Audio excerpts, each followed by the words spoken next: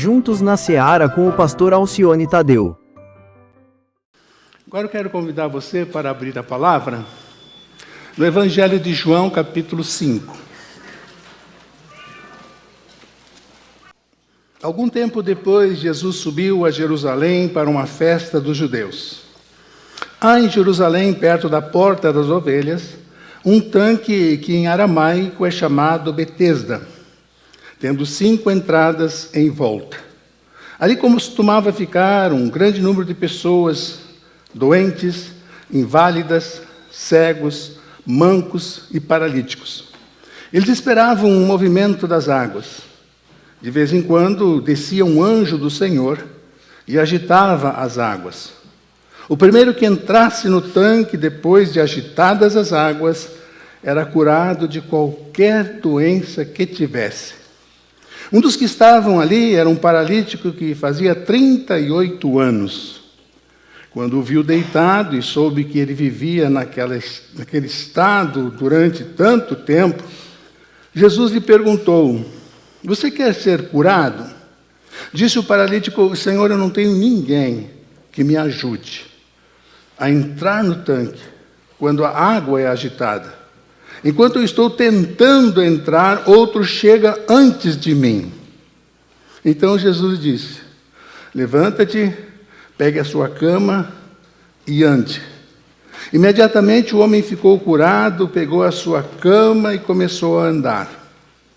Isto aconteceu num sábado, e por essa razão os judeus disseram ao homem que havia sido curado: "Hoje é sábado, não lhe é permitido carregar a cama." Eu quero falar hoje de manhã sobre esperança. Bom é ter esperança.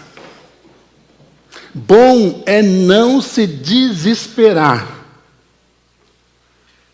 Então, se na sua vida, meu irmão, meu amigo, está tudo bem, você não tem nenhuma esperança na sua vida, está tudo correndo muito, muito bem, essa questão de esperança nesse momento da sua vida está posta de lado. Você não tem esperança em nada, está tudo tranquilo. Você não tem esperança que o familiar seja curado, todo mundo com saúde. Você não tem parente nas drogas, você não tem esperança que ele saia. Você está bem no trabalho, então você não tem esperança, não precisa ter esperança de um trabalho melhor. Então está tudo bem com você. Você não tem esperança para nada. Você está conformado sem os documentos, você não tem esperança de ter green card? Não tem esperança. Então, não é com você que eu quero falar hoje de manhã. Quero pedir licença a você. Eu gostaria de falar com aquela pessoa, com aquele irmão que está aqui neste culto hoje e tem uma esperança no coração de que algo venha a acontecer. Tá bom? O que é esperança? É ter fé, acreditar que determinada coisa vai de fato acontecer. Vai. Toda segunda de manhã você lembra, tenho essa esperança, Senhor, e vai acontecer.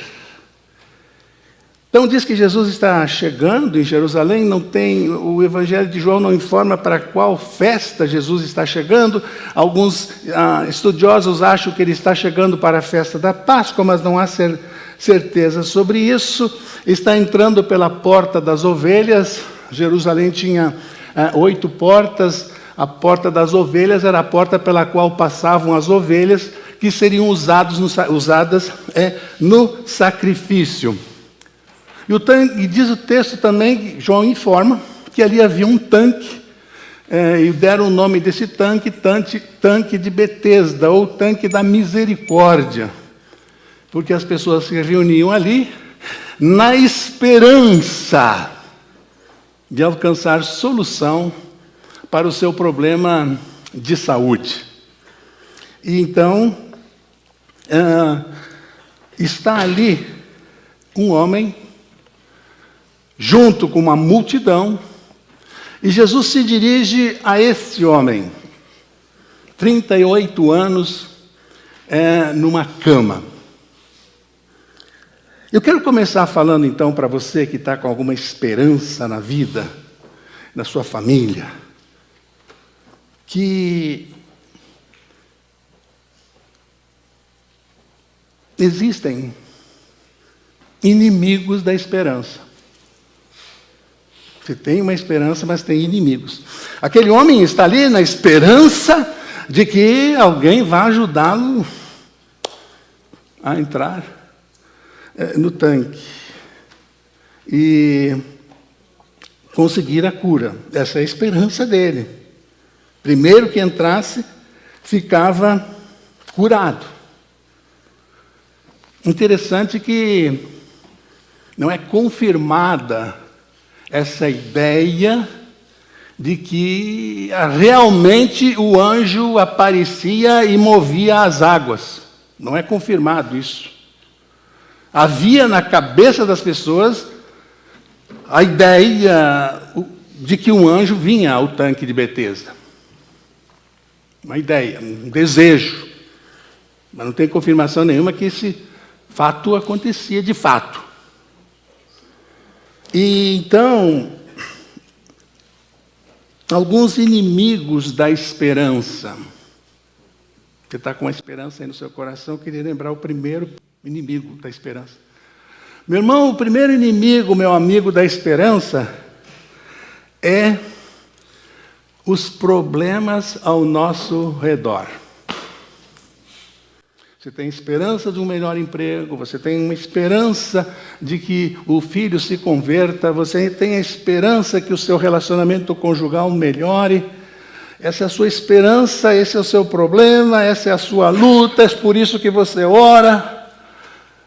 Mas há uma multidão de problemas ao seu redor. É interessante que o texto diz, que estavam ali mancos, cegos, inválidos, doentes, mancos, paralíticos, todo tipo de gente, todo tipo de enfermidade naqueles dias. Então, irmãos, estarmos cercados de problemas nos desanima, às vezes nos leva ao desespero, às vezes nos tira toda a esperança. Você já tentou contar um problema seu para alguém e a pessoa não vê a hora de você ficar quieto, de você parar de falar para ela contar o problema dela? Então, quando você está terminando, você quase não terminou, ela diz assim, mas você não sabe o meu problema. Deixa eu te contar o meu problema. Deixa eu te contar. A multidão de problemas. O adolescente me procurou no gabinete lá no Rio de Janeiro, na igreja que eu estava pastoreando, a 4ª Igreja Batista do Rio de Janeiro, e falou, pastor, preciso conversar com o senhor, vou aparecer no escritório essa semana. E o menino veio, um adolescente sentou na minha frente, pastor, se eu contar a minha história para uma estátua, ela chora. Ela chora. Então, é problema de todo lado. Você chega no trabalho, é problema. Você conta o seu problema em casa e o pessoal te conta 5 problemas que estão passando. Aí você fica desorientado, você está cercado de gente com problemas também, buscando uma solução. Então, é um inimigo da esperança, nos desanima. Quer ver outro inimigo da esperança? O tempo. O tempo. Você está com essa esperança desde o Brasil. Você está com essa esperança desde os 15 anos. E você já está com 55 anos e não aconteceu nada. O tempo. 38 anos. Quase 4 décadas esperando. Esse homem, esperando a cura. Ele tinha esperança de ser curado. Há quanto tempo você espera para que algo aconteça? Quanto tempo? Quanto tempo? E eu estou lembrando de Ana, estéril, e queria ter um filho. Queria muito ter um filho. E ela, inclusive, propôs no seu coração entregar esse filho no templo para o serviço. Lá o profeta Eli, o sacerdote Eli, e o menino ficar lá servindo no templo. Então Ana tinha essa esperança. E quanto tempo demorou para Ana engravidar? Ela era estéril, 5 anos, 8 anos, 15 anos. A Bíblia não diz quanto tempo Ana precisou esperar para que a sua esperança de ter um filho acontecesse. Meus irmãos, o importante, olha isso aqui, o importante é o resultado que a esperança produz dentro de você. O resultado. Dentro de nós. Não o que nós vemos fora. Porque o que a gente olha fora é mancos, aleijados, um monte de gente com problema. Então, o trabalho que a esperança faz dentro de nós, me moldando, me abençoando, me ajudando, fazendo com que eu persevere. Isso que é o importante. E o homem está ali há 38 anos. E aí Jesus passa. E aí, ele tira os olhos da água. Ele tira os olhos do poço. E ele olha para Jesus. Agora ele começa a olhar para Jesus, que Jesus está passando. E Hebreus 12 diz que a gente deve manter os nossos olhos fixados. Hebreus 12, 2. Em Jesus, autor e consumador da fé. Nós não podemos ficar com os nossos olhos fixados em pessoas, em coisas. Quando eu tiver isso, quando essa pessoa me ajudar, em circunstâncias, quando as circunstâncias mudarem, a minha esperança se concretiza. Não, nós não podemos colocar nossa esperança nisso. Pessoas, circunstâncias, coisas, não. Ele tira os olhos das águas, daquela situação, e olha para Jesus. O tempo. Quanto tempo você está aguardando para que essa esperança que você tenha no coração se concretize? Quer ver um terceiro inimigo da esperança? A falta de solidariedade.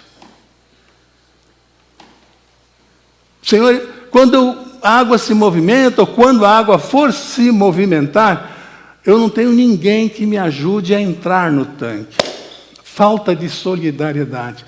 Irmão, você precisa que aquele irmão, que aquele amigo, dê um telefonema para ajudar você. E a pessoa não dá. Essa semana eu vejo, já ouviram isso aqui na América? Ou a outra frase é assim, eu acho que posso resolver isso aí para você. Eu vou ver isso mais tarde. Né? E eu me lembrei da palavra que o americano não suporta ouvir de nós brasileiros. Se você não sabe, registra aí. Palavra que o americano não suporta. Não fala para americano. Não. A palavra que eu vou te dizer, que eu vou te confidenciar agora. Sabe qual é a palavra, irmãos, que o americano não suporta? É a palavra provavelmente. Não fala isso para americano, não, irmão. O americano não suporta essa palavra. E realmente, quando ele é mais americanão, lá do Colorado, do Tennessee, do Kentucky, ele fala para você, eu quero ouvir sim ou não. E se você falar sim, legal. Se você falar não, legal. Nós ficamos enrolando. Provavelmente eu vou, provavelmente o meu marido vai chegar mais cedo, daí a gente vai, provavelmente. O americano não gosta disso, ele quer que você fale direto. Qual é o problema? Na cultura americana, eles não... Qual é o problema? Não vai, não pode ir. Vai, legal, então assinou aqui, tá? No livro aqui, no cartão, você vai, legal. Ir ou não ir é a mesma coisa. Nós temos, na nossa cultura, o medo de ofender o americano quando a gente diz não. Já viram a dificuldade que a gente tem para falar não? Né? Americano, não. Não. Sim. E quando ele diz sim, que horas é o programa? É 4 horas. 5 para as 4 ele chega. E a gente chega às 4h15, 4h30. Ele fica, né? Cultura, irmãos. Cultura. Quando você imigra, não é só aprender a língua, não. Você tem que aprender como é que o país se comporta, como é que as pessoas andam. E não queira mudar uma cultura. Tá bem, meu irmão? Não use essa palavra provavelmente, nós usamos. Então, a questão do tempo, a questão da falta de solidariedade, nos roubam toda a esperança. A pessoa podia me ajudar, cara. Não custava nada ele me ajudar, mas não me ajudou, não me ajuda. Ninguém ajuda ninguém. Que inimigo da esperança é a falta de solidariedade com o outro. Está ao nosso alcance ajudar, ao alcance daquele parente nos ajudar, daquele amigo no trabalho nos ajudar, e ele não ajuda. E aí é bom falar, é bom lembrar para você também. Eu tenho essa experiência, não sei qual é a sua. Toda vez que você vai ajudar alguém, você vai perder alguma coisa. Já vai preparado. Você vai perder alguma coisa. Você vai perder tempo. Você vai perder dinheiro. Quando não perde a amizade. Toda vez que você tem que ajudar alguém, você vai perder, você vai ter que dar alguma coisa de você. Né?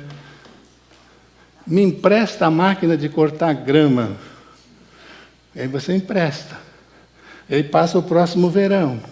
E passa o outro verão. E cadê a máquina de cortar grama que você emprestou? Perdeu.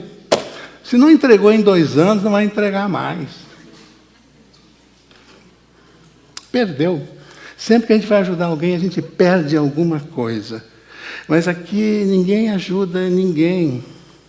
E isso rouba, nos tira toda a esperança de que a nossa situação vai melhorar, que alguém vai nos ajudar. Não tenho ninguém, Senhor, que me ajude, eu sou paralítico, a entrar no tanque. Mas eu não quero ficar por aqui. Não quero falar só dos inimigos da esperança. Eu quero falar também, irmão, daquilo que promove esperança. Toda segunda-feira de manhã no meu coração. Promove esperança. Primeiro, irmãos, o fato de Jesus me conhecer. Jesus está passando e vê o homem e sabe que ele está naquela situação há 38 anos. Jesus me conhece. Jesus conhece você. E o texto diz em Lucas 12, 7, que até... Você já pensou nisso, irmão? Até o cabelo de vocês estão todos contados, diz Jesus. Você sabe quantos fios de cabelo tem na sua cabeça? Mesmo quem tem pouco cabelo aí, como é o meu caso, não sei quantos fios de cabelo eu tenho na cabeça. Deus sabe. O salmista diz no Salmo 139, 13, Senhor, Tu me teceste no ventre da minha mãe. Fui criado ali.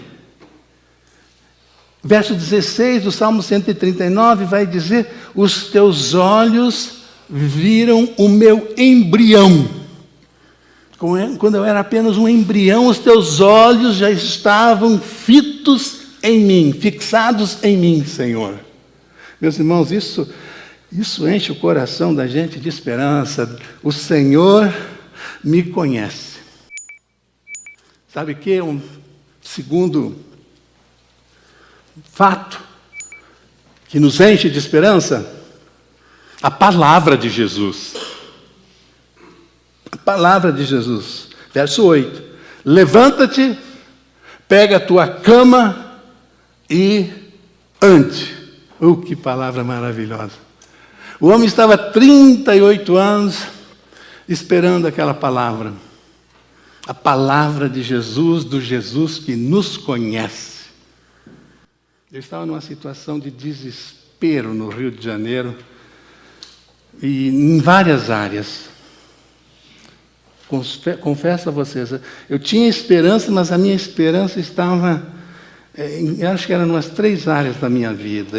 A esperança estava assim, indo embora, eu tinha que ir na rua resolver alguma coisa. Quem conhece o Rio de Janeiro, eu precisava sair lá do seminário, ir até a Praça Sans Penha, e aí eu descendo a pé para lá, e a minha esperança indo embora.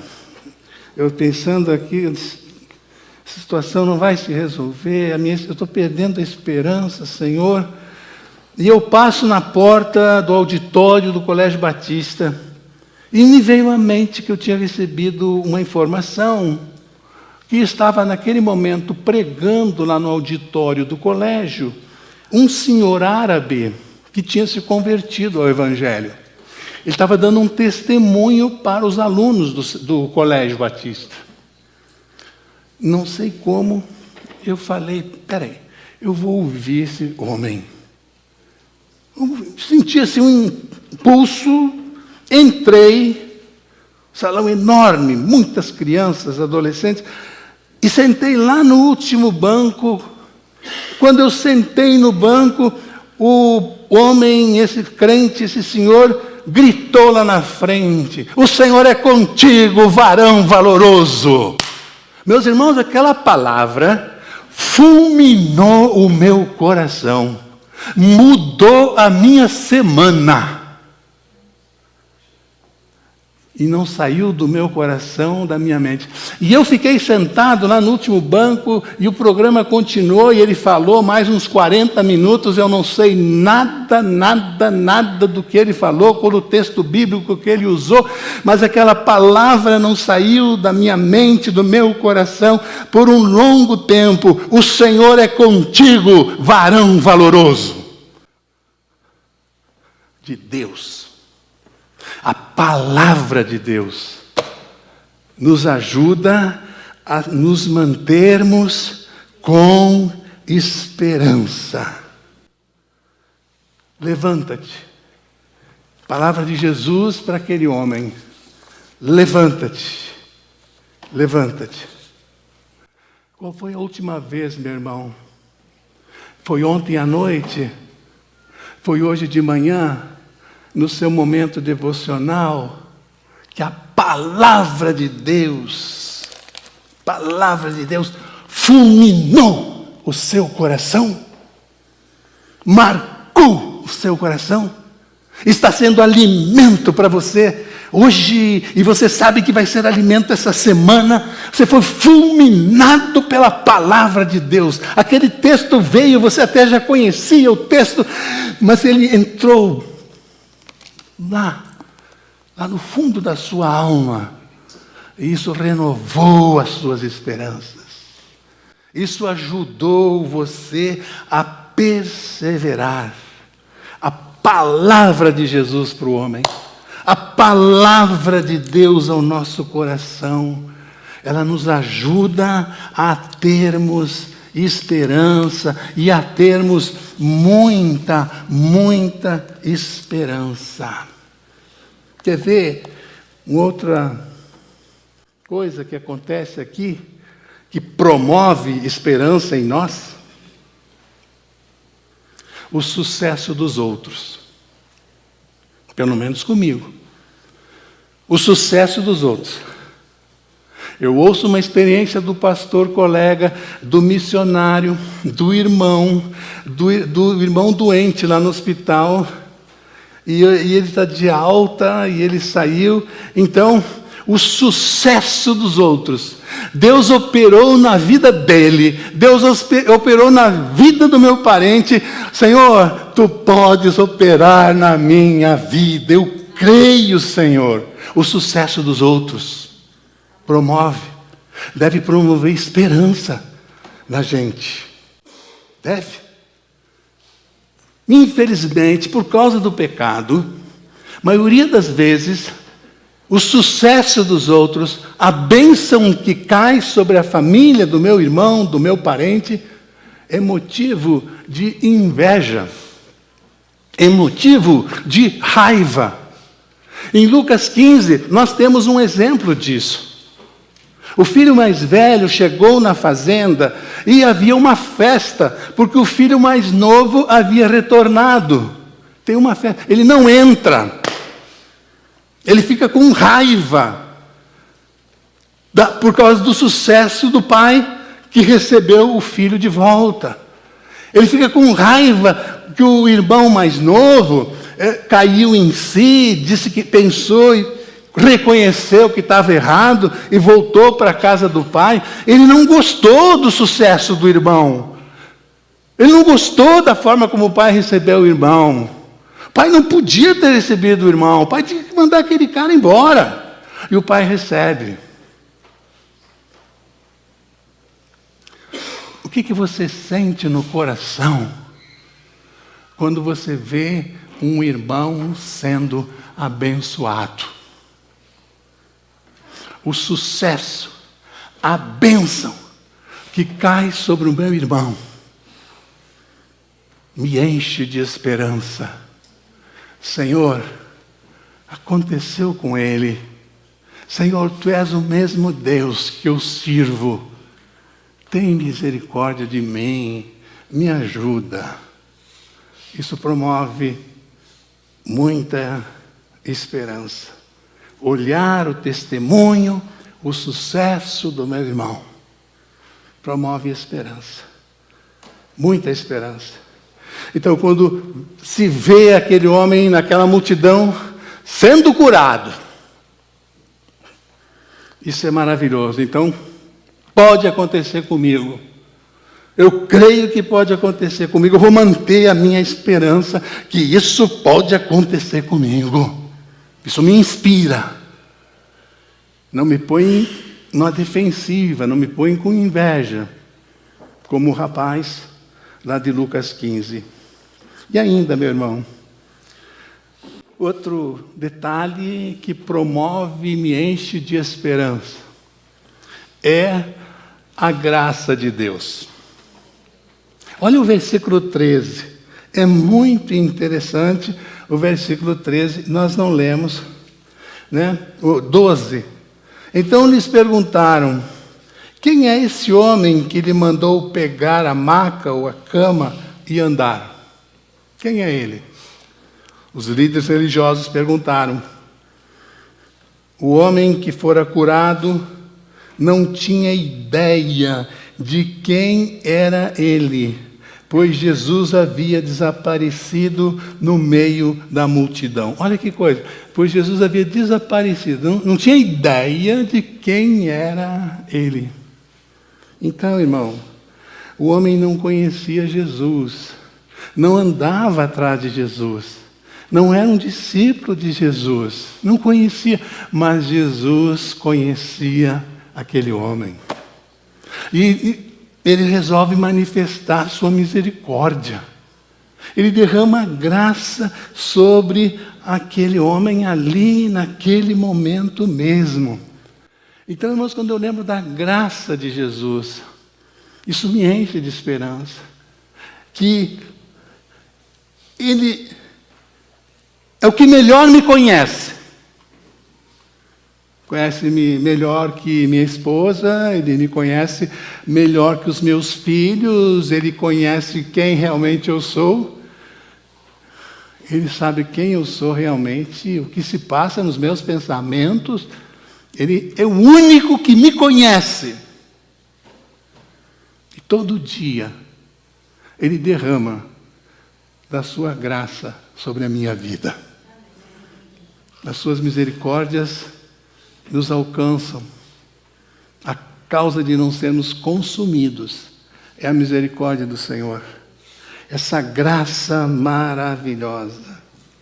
Então, meu irmão, amigo, você não precisa fazer uma viagem para encontrar um guru religioso. Você não precisa fazer uma longa viagem para conhecer um lugar sagrado e ter uma experiência com Jesus. Não precisa. A graça de Deus está no tanque, a graça de Deus está no seu trabalho, a graça de Deus pode se manifestar na sua casa, a graça de Deus pode se manifestar no meio da sua família lá no Brasil. A graça de Deus, já diz tudo, né? Graça é um favor imerecido. Eu não merecia, mas Deus derrama, coloca a sua graça sobre a minha vida. Jesus dá o primeiro passo. Levante-se. O homem dá o primeiro passo. Se levantou. Jesus dá o segundo passo, né? Venha, pegue a cama. O homem pega a cama. Em obediência ao que, irmãos? A palavra de Jesus. Jesus está falando e Ele está cumprindo. Está fazendo. Ele tem vontade de sair daquela situação. E eu queria fazer um convite agora de manhã. Se você não anda com Jesus, e quem sabe está aqui hoje de manhã procurando, buscando, querendo um encontro com Jesus, e você quer colocar Deus na sua vida, chega de andar sem Deus na sua vida, eu queria convidar você, dê um passo em direção a Deus. Quando aquele pai, repito, lá de Lucas 15, viu o seu filho dando os passos, vindo em direção ao pai, e o filho somos nós, representa nós. O pai representa Deus, ali, Lucas 15. Quando o pai viu de longe, diz o texto, o pai sai correndo, pula no pescoço do filho, o abraça e o beija, apesar de todas as coisas erradas que aquele filho tinha feito. E a história desse filho é a nossa história. E aquele pai, ao invés de chibatadas, ao invés de mandar embora, ele abraça. Isso é a graça de Deus. Favor imerecido. Não merecemos, mas a graça nos alcança. Quem foi que te curou? Não sei. Interessante, né? Como é o nome dele? Não sei. Não sei o nome dele. A graça de Deus alcançou aquele homem. E o verso 3 diz que costumava ficar ali uma grande multidão de pessoas. Olha que negócio interessante, irmãos, essa multidão ali ao redor do poço de Betesda. Era uma busca sincera. Sincera. Eles acreditavam que o anjo viria e que as águas seriam movidas. Era um coração sincero. Mas no lugar errado. Conhece gente assim? praticam uma religião com a maior sinceridade, acreditam, mas no errado. No errado. Onde você tem procurado paz ao seu coração? Onde você tem procurado resposta para as perguntas do seu coração? Onde você vai passar a eternidade? Você já respondeu essa pergunta? Onde? Por favor, lembro você. Deus está vendo a sinceridade do seu coração em buscar, mas não busque no lugar errado. Busque em Jesus, em Jesus. Interessante que no versículo 10, o homem recebeu uma crítica, nós lemos isso. Hoje é sábado, dizem os religiosos, não lhe é permitido carregar a cama. Recebe uma crítica. Poxa, irmãos, é para ser um momento de alegria. Vem aqui, eu quero te dar um abraço, você está curado depois de 38 anos. Era para ser um momento de alegria. O homem recebe críticas. Recebe crítica dos religiosos da época. Mas fica tranquilo, meu irmão. Se você tem contado o seu testemunho, o seu encontro com Jesus, e as pessoas têm criticado você, a família não tem gostado de você, tem criticado, agora virou crente, agora domingo é só na igreja. Se você tem recebido críticas, fica tranquilo, irmão. Fica na presença de Deus, porque você está no time de Jesus. No time de Jesus. Em Marcos capítulo 3, Jesus chega na sua cidade, Nazaré, e começa a pregar. Começa a pregar. Ninguém dá ouvidos a Jesus. E a família de Jesus corre até onde Jesus está. E querem pegar Jesus à força. E levar embora. E esconder ele dentro de casa. Porque ele está fora de si. No versículo 3 de Marcos 3, versículo 20 de Marcos 3. Ele está maluco. Está envergonhando a nossa família. E aí Jesus sai da sua cidade, sai de Nazaré, triste, nunca mais volta lá. E estabelece o seu ministério em Cafarnaum. E lá em Cafarnaum ele faz muitos milagres. Não dê importância às críticas. Olhe para Jesus. Lembre-se que você está trilhando os mesmos passos de Jesus. Não houve homem que pisou aqui na face da terra que tenha sido mais criticado do que Jesus. Ele foi em frente. Ele tinha um propósito de vida. Ele veio com um propósito.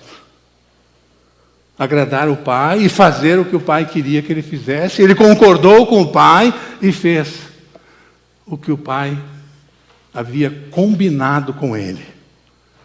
Esse era o propósito de Deus. Jesus se encaixou no propósito de Deus. Aliás, sempre que se fala em propósito, é bom lembrar de comparar propósito com objetivo. Você sabe fazer essa distinção? Nós temos muitos propósitos, nós fazemos propósitos. Meu propósito, vamos aqui exemplificar, um apartamento na beira do mar, no Rio de Janeiro. Propósito. Você, propósito de ter um sítio, uma chácara em São Paulo, para sua aposentadoria, seja lá para que for. Você tem um propósito. Eu e meu marido, pastor, temos o propósito de comprar uma casa de 6 quartos. Irmãos, propósito a gente alcança com a maior facilidade. Põe no seu coração um propósito e você vai alcançar esse propósito. Alcança. A grande questão é qual é o objetivo desse sítio. Qual é o objetivo de 4 carros? Qual é o objetivo de ter mais uma casa? O objetivo. Para que eu quero? Por que eu vou investir? Qual é o objetivo? Propósito, tá bom, alcança-se. Mas e o objetivo? E aí nós temos aquela experiência de comprar o sítio. Muitas famílias têm, mora todo mundo na cidade, o vovô comprou um sítio. Vamos todo mundo para o sítio, feriadão, todo mundo para o sítio. E a gente se embola dentro do carro, cabe em 4, a gente põe 7, todo mundo para o sítio do vovô. E a gente leva a cadeira, porque lá não tem nada, leva a colchonete, leva o filtrinho de barro, para as crianças não tomar água contaminada, e vai a família toda. Daqui a pouco chega aquele cunhado enjoado lá também, porque soube que a gente foi para lá, e vai todo mundo para o sítio. E aí tem frutas lá no sítio, tem gramado para as crianças correr, tem uma lagoa lá no sítio, vai todo mundo para o sítio. No segundo ano, nas segundas férias, vai o dono do sítio e a esposa do sítio dele. No ano seguinte, vai só o cara lá no sítio. Desanimado, o mato está dessa altura assim. Ele contrata lá um vizinho para capinar o mato. Fica triste, tá? Mas ele vai lá mais uma vez e põe uma placa: vende-se. Não teve objetivo. E aí a gente bota um monte de dinheiro fora, suor. Se você pegasse aqueles $50 mil, pegasse aqueles $30 mil, pegasse a sua esposa, fosse conhecer o mundo, fosse conhecer os Estados Unidos, passear, benção. Investe tudo lá naquele buraco, que não vai ter objetivo. Tem um propósito, mas nunca vai usar. Os netos pulam de alegria, Porque assim que você morrer, que a esposa morrer, os netos vendem aquele negócio e compram tudo carro zero. Então, nem aí para o seu plano. Que loucura, irmãos? Então, críticas.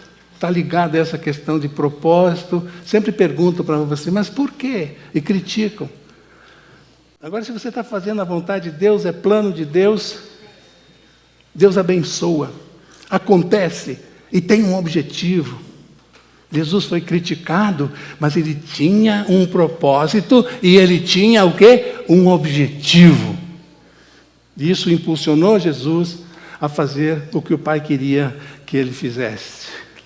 Meus irmãos, outro detalhe interessante que eu aprendi estudando esse texto. Com esse milagre, esse único milagre, Jesus está dizendo para todos ali, todos ali, que naquela água não havia poder nenhum, que o poder estava nele. E eu não sei como é que tem gente comprando lencinho, botando um copo d'água em cima da geladeira. Não sei. Uma imagem de cimento, de madeira, ou em cima da mesa da sala. Aqui. A Bíblia aberta no Salmo 91. Agora mudou um pouquinho. Eu fui numa casa, estava aberta no Salmo 23. Mudou um pouquinho. É ali que está depositada a solução. Minha esperança está aqui, pastor. Já decorou o Salmo 23? Não, pastor, estou decorando ainda. Não deu tempo, estou decorando. Foi para mostrar da onde vinha poder. Quem tinha poder? Que não era aquelas águas que tinha poder.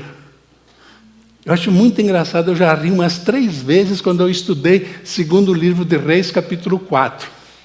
A mulher era estéril, Eliseu disse que ela ia ter um bebê, ela teve um menino, o menino vai trabalhar na roça, tem uma insolação, foi trabalhar com o pai em pleno meio-dia, o menino passa mal, os empregados levam o menino para casa, o menino morre.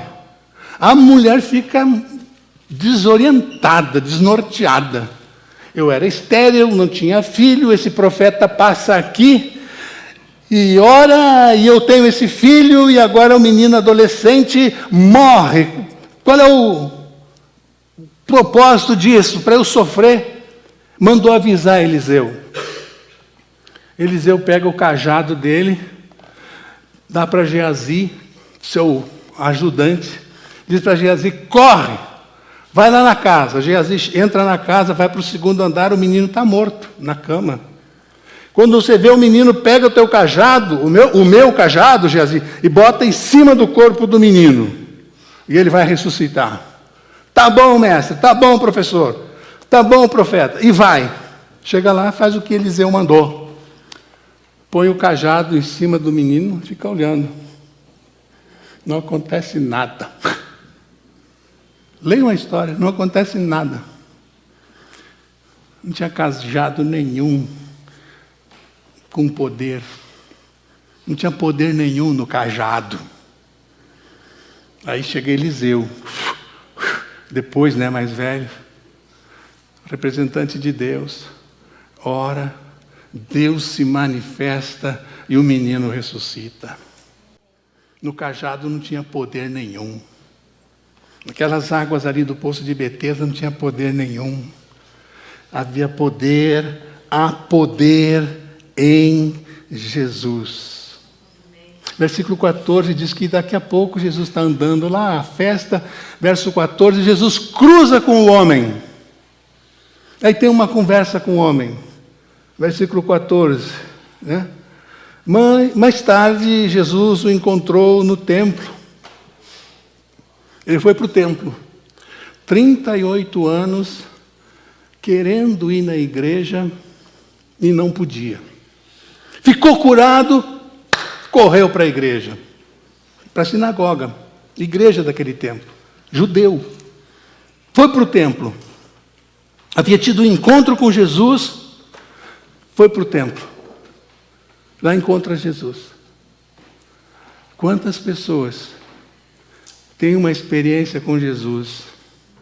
Jesus abençoa, Jesus cura, Jesus dá um trabalho, Jesus dá uma família, Jesus dá um carro para aquela família, Jesus abençoa. A pessoa tem, aquela família tem uma experiência com Jesus.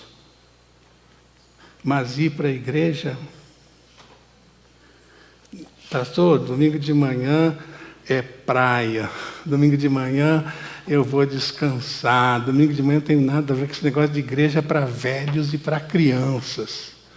Não é para mim, não. Meu Cruzeiro vai jogar hoje, entendeu? O pessoal esperando aqui a transmissão. O Grêmio vai jogar hoje, então vou aguardar aqui. Esse negócio de igreja, quem sabe eu vou lá no Natal. E dizem que tiveram um encontro com Jesus. Eu não entendo esse tipo de experiência, eu tenho muita dificuldade com esse testemunho. Tem um encontro com Jesus, tem uma experiência com Jesus, mas a igreja não tem valor. A comunhão dos salvos não tem valor. A pessoa não concorda com a igreja. Eu falei, legal, você não concorda com Jesus. O mundo está dizendo aí fora que não concorda com a família. Homem, mulher e filhos. O mundo está pregando isso. Não concorda com esse negócio de família. Segundo a Bíblia, não concorda. Família é a ideia de Deus. E vai ser a ideia de Deus até Jesus voltar.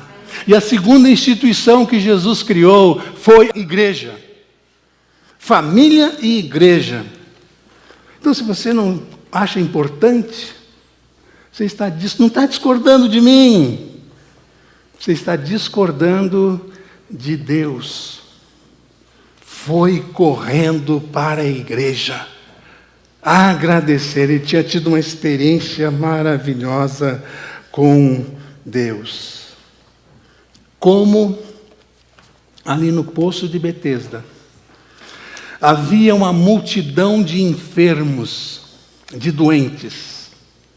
Meus irmãos, ao nosso redor está uma multidão de enfermos espirituais, mancos espiritualmente, cegos espiritualmente, aleijados espiritualmente, ressecados espiritualmente, uma multidão. E agora nós somos os representantes de Jesus no meio dessa multidão. No trem, no metrô, no seu trabalho, no seu prédio, na casa que você mora. Você está cercado de uma multidão de enfermos espirituais. E Deus quer que você atue, que você dê o seu testemunho e que essas pessoas sejam curadas na alma. Sejam curadas na alma. Essa é a missão da igreja.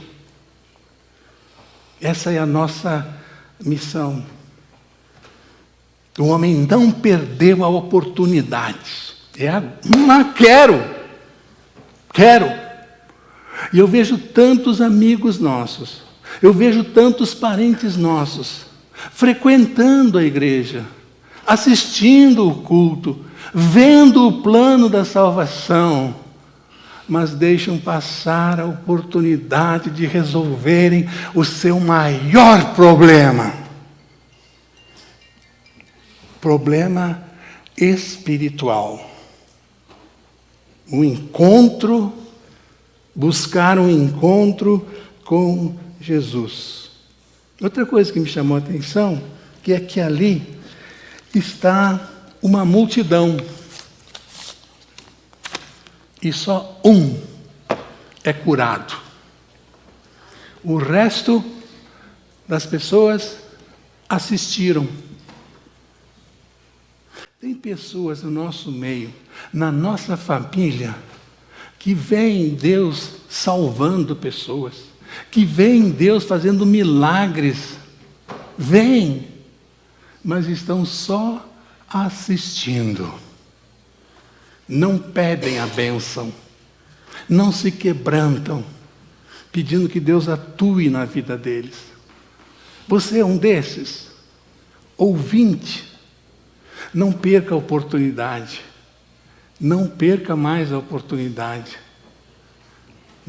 Jesus passa.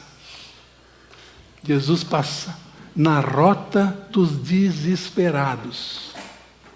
Daqueles que não têm esperança nenhuma. Ele passa e dá esperança. Dá muita esperança. Você tem alguma esperança na vida? Então essa palavra é para o seu coração. Ore a Deus sobre isso. Baixemos nossa cabeça.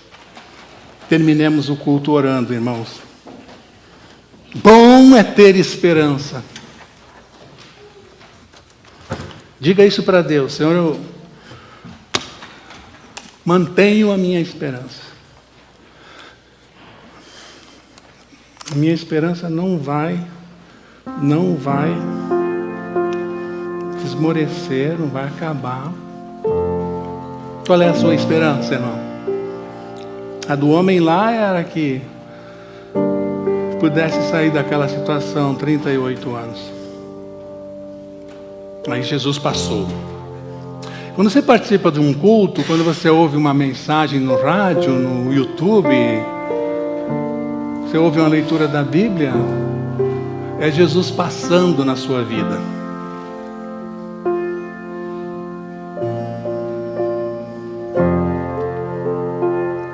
A palavra de Jesus nos enche de esperança. A graça de Jesus nos enche de esperança. O fato de Jesus me conhecer me enche de esperança. Graças a Deus por isso. E eu creio que Ele está passando aqui essa manhã. Você que está nos acompanhando pela internet, Ele está passando aí na sua casa também. Você vai ficar assistindo, como aquela multidão ali no poço, apenas assistindo. Jesus quer operar uma grande obra. Ele quer promover salvação da sua alma, que é muito mais importante do que a cura do corpo. O corpo vai voltar para o pó. Sua alma vai comparecer diante de Deus. Pense nisso. Pense nisso. E que o amor de Deus, nosso Pai, a graça de nosso Senhor e Salvador Jesus Cristo, a doce, a maravilhosa comunhão do Espírito Santo de Deus, seja com cada um de nós, seja com aqueles que têm esperança, seja com aqueles que estão desesperados, mas querem trocar o desespero pela esperança, seja com cada um desses. Pai, nós te pedimos. Amém e amém. Deus abençoe você.